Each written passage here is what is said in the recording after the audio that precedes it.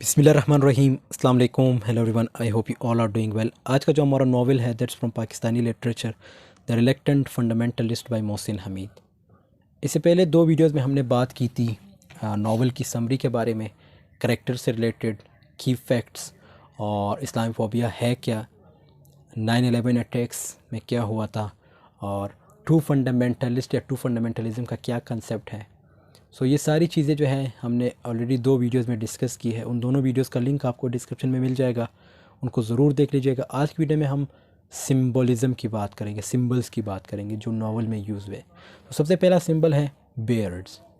Baird when worn by Pakistani और other Muslim men symbolize Islamic extremism and violence. तो beard जब भी कोई रखता है तो ये मतलब कंसेप्ट यही बनाया गया था 9/11 अटैक्स के बाद कि ये एक्सट्रीमिज़म या वायलेंस को शो करता है। In the eyes of American, American की आंखों में, to American a bearded Muslim embodies the Islamic fundamentalism bent on destroying the west. American की नज़र में जिसने बेयर्ड रखी है वो जो है वेस्ट के लिए ख़तरा है, मतलब वेस्ट को जो है डिस्ट्रॉय करने का एक जरिया है। This is why the sight of the bearded Muslim makes the American so nervous. तो अमेरिकन जो है इससे नर्वस भी होते हैं कि जिस मुस्लिम की भी बेयर्ड हो, दाढ़ी वगैरह हो, even to the point of paranoia. और इवन हत्ता कि ये जो है बेचैन हो जाते हैं। पेरोनिया का मतलब है बेचैन होना, reluctant. So the American, like other Westerners, can't understand or accept that Islamic tradition teaches that men should let their beards grow freely. तो अब उनको ये नहीं पता कि इस्लाम तो हमें यही कहता है कि इस्लाम में ये है कि आपने दाढ़ी लीव करनी है, मीन्स दाढ़ी को बढ़ानी है, दाढ़ी को छोड़नी है। लेकिन इनको ये चीज़ समझ नहीं आती, मतलब इस्लामिक चीज़ों का, इस्लामिक ट्रेडिशंस का इनको क्या पता। Thus, Western paranoia arises from perhaps willful ignorance of Islam and seems to reinforce the misapprehension that all bearded Muslims are terrorists. तो इनके माइंड में ये चलता है कि जितने भी मुस्लिम हैं वो सब जो है टेररिस्ट है, क्योंकि उनकी बड़ी बड़ी दाढ़ियाँ होती हैं। तो 9/11 अटैक्स के बाद इनका ये कंसेप्ट बना, इस्लामी फोबिया स्टार्ट हुआ था। For Changiz, growing a beard represents his embrace of Pakistani identity, embrace of his Pakistani identity. Changez ने भी दाढ़ी बढ़ाई थी। चंगेज़ ने दाढ़ी कब बढ़ाई? जब ये पाकिस्तान आए थे, 9/11 अटैक्स हो गए थे। तो 9/11 अटैक्स के बाद इसने दाढ़ी बढ़ाई और वापस न्यूयॉर्क मूव किया था। तो जब ये न्यूयॉर्क मूव करता है, वहाँ पे जो वहाँ के अमेरिकन्स थे या जिस कंपनी में ये काम करते थे, उनका एटीट्यूड बिल्कुल चेंज हो गया था। तो ये इसे बिल्कुल पसंद नहीं आती थी, मतलब इसकी जो दाढ़ी थी वो लोगों को पसंद नहीं थी। और एक ही बंदा था विन राइट, इवन जो उससे मतलब चंगेज़ को ये भी कहता है कि आप ये दाढ़ी जो है उतार दो। तो ये जो है इनकार करते हैं उस वक्त ट्रेडिशन। और ये जो है चंगेज़ ने दाढ़ी क्यों बढ़ाई? क्योंकि ये जो पाकिस्तान की ट्रेडिशन है, कल्चर है, उसको रिप्रेजेंट कर रहा है, या एज अ मुस्लिम जो ट्रेडिशन है, जो कल्चर, उसको रिप्रेजेंट कर रहा है। His beard is also an overt rejection of his life in New York and of the American values he seemed to adopt when he was in the United States. अच्छा, बड़े मज़े की बात यहाँ बताई गई है कि जब इसकी दाढ़ी नहीं थी तो अमेरिकन इसको बड़ा पूछते थे, मतलब अमेरिकन इसे बड़ा लाइक करते थे। लेकिन जैसे इसने दाढ़ी बढ़ाई तो इसको वो इम्पोर्टेंस नहीं दी जाती थी जो पहले इसकी इम्पोर्टेंस मिलती थी। और ये बहुत ज़्यादा इंटेलिजेंट थे चंगेज़। अब जो भी काम करते थे उसको अप्रिशिएट करते थे, लेकिन जब अब कोई अच्छा से अच्छा भी काम करने लगे तो अमेरिकन इसे अप्रिशिएट नहीं करते थे। क्यों? क्योंकि इसने दाढ़ी बढ़ा दी। It is also a rejection of and a challenge to the Western view of the beard as a sign of Islamic radicalism. Changez's beard symbolizes his connection to his homeland and his Pakistani cultural background. तो ये obviously Pakistani cultural background को represent कर रहा है। During his youth in America, he was clean shaven and did his very best to look the part of the young corporate American. तो ये इसने शेव भी की थी जब ये यंग थे, जब अमेरिका में यूनिवर्सिटी में पढ़ते थे। Abandoning this aspect of himself after 9/11, beards were to many a symbol of radical Islam, and thus undesirable. Changez's reclamation of his beard is also a reclamation of his cultural identity. तो it means यही चीज़ बताई गई कि 9/11 attack के बाद दाढ़ी बढ़ाना Muslims को जो है डिफरेंट कंसिडर किया जाता था, मतलब उनको जो है टेररिस्ट के नाम से जाना जाता था। इस्लामी फोबिया स्टार्ट हुआ था और ये बिल्कुल गलत था, और जो अब तक चलता आ रहा है, जो अब तक मुस्लिम्स के साथ होता आ रहा है। Underwood Samson represents the most prized American value, getting rich at any cost, that the prestigious New York firm pays its employees so well shows also that Underwood symbolizes the fast track to the American dream that such wealth can buy. And like American dream that such wealth can buy, the company's operating principle focus on the fundamentals reveals its the embodiment of Western market fundamentalism. Their company's initials US clearly reveal its a stand-in for ruthlessly aggressive materialist American values. So Underwood Samson सबसे कीमती अमेरिकी कदर की नुमाइंदगी करता है। किसी भी कीमत पर अमीर होना। न्यूयॉर्क के बावकार फर्म अपने मुलाजमीन को इतनी अच्छी तनख्वाह देती है, इससे ये भी ज़ाहिर होता है कि अंडरवुड सैमसन अमेरिकी ख्वाब के तेज़ रफ्तार रास्ते की अलामत हैं, जैसे इसी दौलत ख़रीद सकती है। कंपनी का ऑपरेटिंग असूल बुनियादी तौर पर तवज्जो मरकूज़ करे, इसे मगरबी मार्केट की बुनियाद परस्ती के मुजस्सिम के तौर पर ज़ाहिर करता है। कंपनी के इब्तदाई नाम यूएस वाज़िया तौर पर ज़ाहिर करते हैं कि ये बेरहमी से जारहाना मादा फरस्त मीन्स मार्केट फंडामेंटलिज़म अमेरिकी इक़्तिदार के लिए एक मौक़िफ़ है।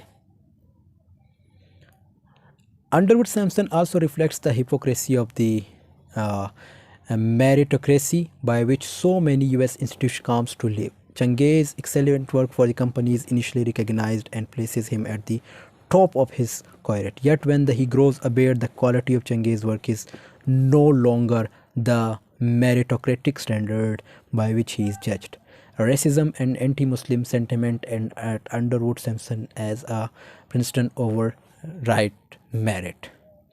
So ये भी बहुत इंपॉर्टेंट पॉइंट्स हैं जो अंडरवुड सैमसन से रिलेटेड है कि अब ये हिपोक्रेसी पे उतर आई। वो किस तरह, जब चंगेज़ इस कंपनी में काम करते थे तो चंगेज़ के साथ इनका रवैया बहुत अच्छा था। चंगेज़ मतलब एक मेरिट इन्होंने रखी थी कि जो अच्छा काम करेगा 6 महीनों के अंदर एक प्रमोशन होती थी, आपकी कारकर्दगी देखी जाती थी कि जो अच्छा काम करेगा उसको प्रमोट किया जाएगा। तो जब चंगेज़ वहाँ पे थे, चंगेज़ बहुत काबिल थे, मेरिटोक्रेसी थी, मींस मेरिट पे सब कुछ होता था। लेकिन जैसे ही 9/11 अटैक्स में चंगेज़ ने दाढ़ी बढ़ाई तो इनकी हिपोक्रेसी चक्कर, इनकी जो मुनाफिकत है वो ये आप देख सकते हैं कि चंगेज़ को फिर ये लोग वो इम्पोर्टेंस नहीं देते थे। जो मेरिटोक्रेसी थी वो ख़त्म हो गई, हिपोक्रेसी आ गई। सो ये चीज़ थी इस कंपनी के अंदर, और ये इसकी एक्स्ट्रा इन्फॉर्मेशन है, ये भी आप लोग देख लीजिएगा। और अगर आपको वो पहले 2 पैराग्राफ की समझ नहीं आई तो आप ये पढ़ सकते हैं, ये भी उसी से रिलेटेड है, अंडरवुड सैमसन से रिलेटेड। इसमें भी यही चीज़ें बताई गई हैं, क्योंकि अगर उसके अल्फाज आपको मुश्किल लगते तो आप ये पढ़ सकते हैं, अदरवाइज़ दैट्स फाइन। फिर उसके बाद कंसेप्ट आता है टी का, मीन्स चाय। Changez leads the stranger to a cafe for a cup of Lahore famous tea. अब वो स्ट्रेंजर कौन थे, अमेरिकन थे। तो through the stranger initially seems so paranoid का मतलब है बेचैन अबाउट बीइंग पॉइजनड, और at least Changez perceives it that way, that Changez switches their cups after the tea is poured. Later, when their waiter brings them green tea, the stranger accepts it more readily. In the reluctant fundamental is the process of learning to trust another person always hangs upon the exchange of some cultural item, a cup of tea, a book, even a line from the movie Top Gun. तो ठीक है, कुछ symbol इस तरह है। चंगेज़ इस अजनबी को, मीन्स जो अमेरिकन है, लाहौर के मशहूर चाय के कप के लिए एक कैफ़े के तरफ ले जाता है। हालांकि अजनबी इब्तदाई तौर पर जहर खाने के बारे में इतना बेवकूफ़ लगता है, या कम से कम जो चंगेज़ है वो इस बारे में उसके बारे में ये समझता है या ये सोचता है कि चाय डालने के बाद चंगेज़ अपना कप बदल देता है। बाद में जब इनका वेटर, जो वेटर है, उन्हें सब चाय लाता है तो अजनबी उसे जो है जो स्ट्रेंजर है वो इसे खुशी खुशी कबूल करता है। रिलेक्टेंट फंडामेंटलिज्म में किसी दूसरे शख्स पर भरोसा करना सीखने का अमल हमेशा कुछ सकाफ़ती शे के तब्दीले पर मुनस्सर होता है। एक कप चाय, एक किताब, हत्ता कि फ़िल्म टॉप गन की एक line. At the same time, there is an implication in the novel that Changez taking the stranger to tea is a kind of charade, an effort to lead the stranger into a kind of trap in which Changez, the waiter, and others will ambush the stranger after their interaction, it is not at all definitive that there is. तो ये आप लोग देख लीजिएगा, इसका मैं आपको मतलब समझाता हूँ इन लाइंस का। और इसके साथ नावल में एक मफ़हूम मतलब ये भी है कि चंगेज़ अजनबी को, मीन जो स्ट्रेंजर है, उसको चाय के लिए ले जाना एक किस्म का फितना है। अजनबी को एक ऐसे जाल में ले जाने की कोशिश है जिसमें चंगेज़, वेटर और दूसरे लोग अजनबी पर घात लगाकर हमला करेंगे। इनका तहामुल ये कतई तौर पर नहीं है कि ये मामूला है। नावल के क्लिफ हैंगर के अख्ताम ने इसे एक खुला इम्कान छोड़ दिया है। फिर सवाल ये पैदा होता है कि क्या अजनबी के साथ चंगेज़ टी टाइम जैसी सकाफती तब्दीली दो मुख्तलिफ लोगों के दरमियान हकीकी एतमाद पैदा कर सकते हैं, या वो हमेशा नाकाम रहेंगे? बहुत ही इंपॉर्टेंट क्वेश्चन है। आपके ख़्याल में क्या ऐसा होता है कि एक किसी के साथ चाय पीने से जो है कि एतमाद पैदा हो सकता है, उस पर आप एतमाद कर सकते हैं? फिर जब उनका कल्चर डिफरेंट हो या हमारा कल्चर जो है डिफरेंट है, हमारे कल्चर में तो हम बैठते हैं, चाय पीते हैं, सब एक दूसरे के साथ बैठते हैं, लेकिन क्या एक ऐसे कल्चर का बंदा, लाइक अमेरिकन है ना वो स्ट्रेंजर, और एक पाकिस्तानी है, तो क्या ये जो है एतमाद पैदा कर सकता है, या वो हमेशा नाकाम ही रहेंगे, मतलब या इसी तरह रहेंगे दोनों जिस तरह पहले थे? तो आपके ख़्याल में ऐसा हो सकता है? ये एक सवाल है। Changez scare seems to worry the stranger, since it looks like a mark of some violent encounter. But Changez insists that he acquired it as a small child. When a candle dripped molten wax on his arm, it's also possible, of course, that Changez is lying, that he got it more recently.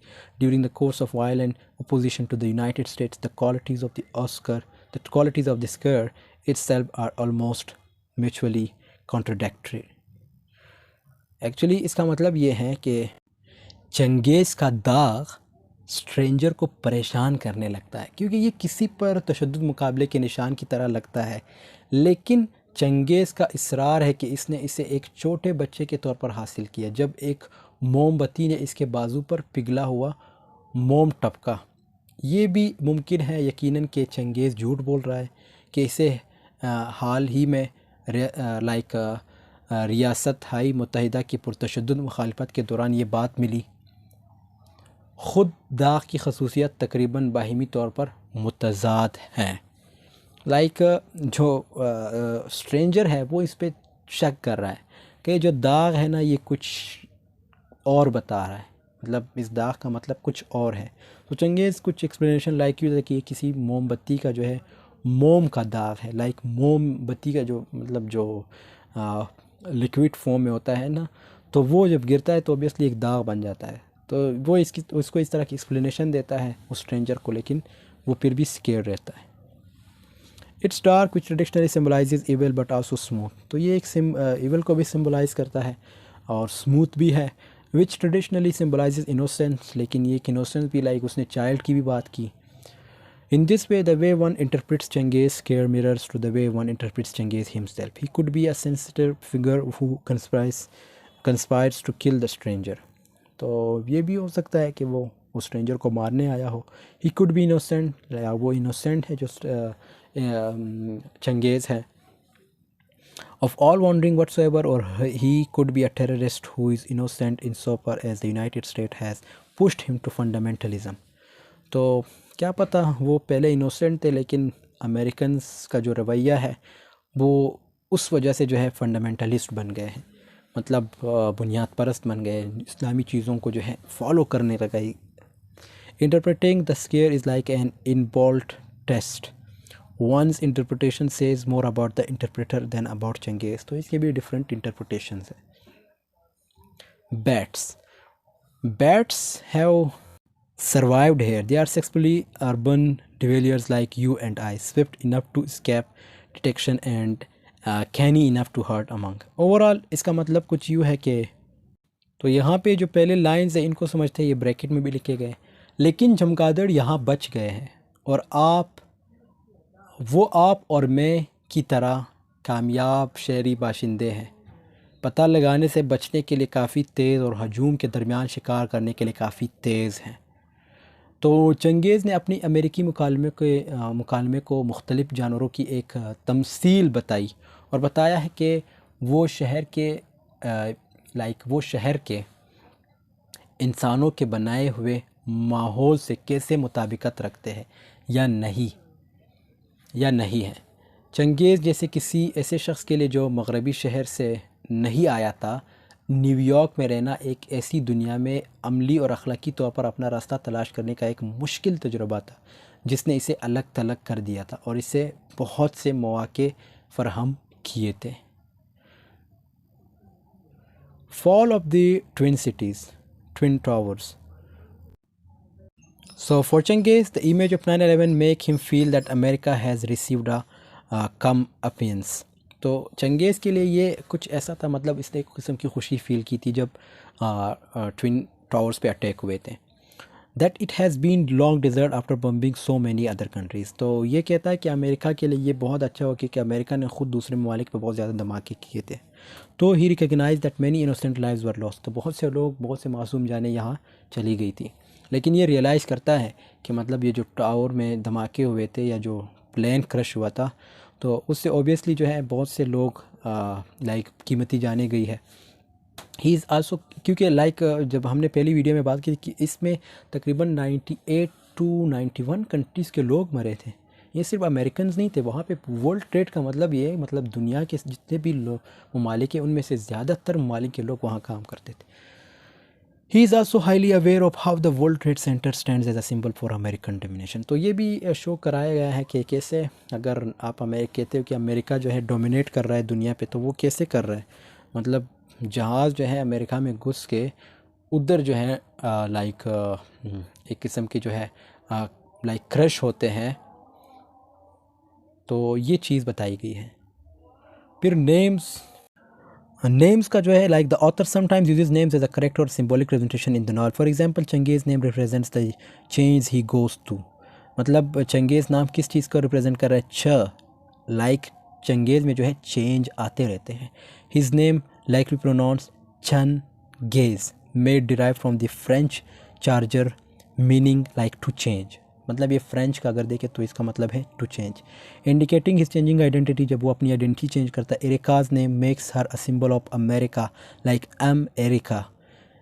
Areca and its tendency toward either historical amnesia about the role of the United States in the world of the nostalgia for a bygone age that never truly exists. तो मतलब यहाँ पे नाम्स की बात की गई कि ये जो एरिका है ये अमेरिकन को जो है रिप्रेजेंट कर रहा है, और जो चंगेज़ है वो जो है टू चेंज, मतलब अपनी आइडेंटिटी बदल लेता है। ये जो इसकी ओरिजिनल आइडेंटिटी है वो इसके अंदर जो है अडॉप्ट होती है, आ जाती है। Erica is also wealthy and privileged. Erica obviously जो इसकी गर्लफ्रेंड है चंगेज़ की, वो भी वेल्थी है अमेरिका की तरह। But this elevated financial status does not protect her from the underlying malaise that will destroy her. Novelist and poet James Lasdun writes that Erika's dead boyfriend Chris represents the nation's fraught relationship with its movement of European discovery and conquest by Christopher Columbus. Thus, what America finds for many not be solely an idyllic and heroic past, but also the lack of new terrorists to conquer, dominate, and exploit. तो overall इस paragraph का मतलब कुछ यूँ है कि areca भी America की तरह अमीर और मरात याफ्ता है, लेकिन ये बुलंद माली हैसियत इसे बुनियादी परेशानी से महफूज नहीं रखती जो इसे तबाह कर देगी। तो वो भी यही लिखते कि एरिका का मुर्दा बॉयफ्रेंड क्रिस्टोफर कोलम्बस की तरह से यूरोपी दरियाफ्त और फ़तेह लम्हे के साथ कौम के बड़े रिश्ते की नुमाइंदगी करता है। इसी तरह जिस चीज़ के लिए अमेरिका सोच रहा है वो सिर्फ एक खूबसूरत और बहादुर माजी नहीं है, बल्कि फ़तेह, गलबा और इस्तेहसाल के लिए नए इलाकों की कमी भी है। सो यहाँ पे दोस्तों हम अपनी वीडियो की एंडिंग करते हैं, और ये थे इसके सिंबॉलिज़म से रिलेटेड। आई होप वीडियो को पसंद आई होगी। मिलते हैं नेक्स्ट वीडियो में, तब तक के लिए अल्लाह हाफ़िज़, टेक केयर ऑफ़ योरसेल्फ।